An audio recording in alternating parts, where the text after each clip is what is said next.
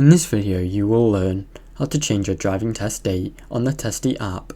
Open the Testi app on your device, launch the Testi app on your smartphone, make sure you're logged into your account, log in with your DVSA details, enter your DVSA driving license number and booking reference number to connect your current test information. View your current test date. Once you're logged in, your current driving test date and location will appear on your home screen of the app.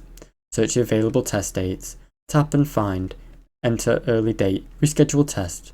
The app will let you search for earlier or alternative driving test slots. Select a new driving test and time, browse through the available test dates, then choose the one that fits your schedule the best. Confirm the changes. Once you've selected your new test date, click confirm and officially update your booking through the DVSA system. Now you know how to change your driving test date on the Testi app. Thanks for watching.